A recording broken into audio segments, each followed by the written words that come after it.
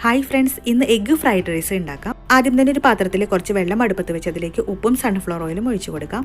വെള്ളത്തിൽ കൂടുതൽ ഉപ്പ് തോന്നിക്കുന്ന രീതിയിൽ വേണം ഉപ്പ് ചേർത്ത് കൊടുക്കാനായിട്ട്. വെള്ളം തിളച്ച് വന്നാൽ 1 കിലോ സോക്ക് ചെയ്തെടുത്ത ബസുമതി റൈസ് ഇട്ട് കൊടുക്കാം. റൈസ് ഒരു 90% കുക്കായ ഒരു പാത്രത്തിലേക്ക് മാറ്റാം. റൈസ് നന്നായി തണുത്തതിന് ശേഷം ഫ്രൈഡ് റൈസ് ഉണ്ടാക്കാനായിട്ട് ഒരു പാത്രത്തിൽ സൺഫ്ലവർ ഓയിൽ ചൂടാക്കിയെടുക്കാം. ഇനി 4-5 വെളുത്തുള്ളി ചോപ്പ് ചെയ്തത് വഴറ്റിയെടുക്കണം. അതിനുശേഷം ഒരു സവാള ചോപ്പ് ചെയ്തതും കൂടി വഴറ്റിയെടുക്കാം.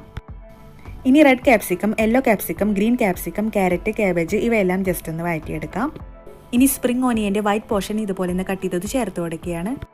ഇനി 2 ടേബിൾ സ്പൂൺ സോയാ സോസും 2 ടേബിൾ സ്പൂൺ ചില്ലി സോസും കൂടി ചേർത്ത് കൊടുക്കുകയാണ്. ഇനി ആവശ്യത്തിനുള്ള ഉപ്പും തണുക്കാൻ വെച്ച റൈസും ചേർത്ത് ഹൈ ഫ്ലെയിമിലിട്ട് നല്ലപോലെ ഒന്ന് മിക്സ് ആക്കി എടുക്കണം. ബാക്കിയുള്ള സ്പ്രിംഗ് ഓനിയനും 2 മുട്ട മഞ്ഞൾപ്പൊടിയും ഉപ്പും ചേർത്ത് ഫ്രൈ ചെയ്തതും കൂടി ചേർത്ത് നല്ലപോലെ ഒന്ന് ഇളക്കിയതിന് ശേഷം ഇതിലേക്ക് കുറച്ച് സ്പ്രിംഗ് ഓനിയനും 1 ടേബിൾ സ്പൂൺ കുരുമുളക് പൊടിയും 2 ടേബിൾ സ്പൂൺ വിനെഗറും ചേർത്ത് കൊടുക്കാം. ഇതിന് ഹൈ ഫ്ലെയിമിലിട്ട് മിക്സ് ആക്കി എടുത്താൽ എഗ്ഗ് ഫ്രൈഡ് റൈസ് റെഡി.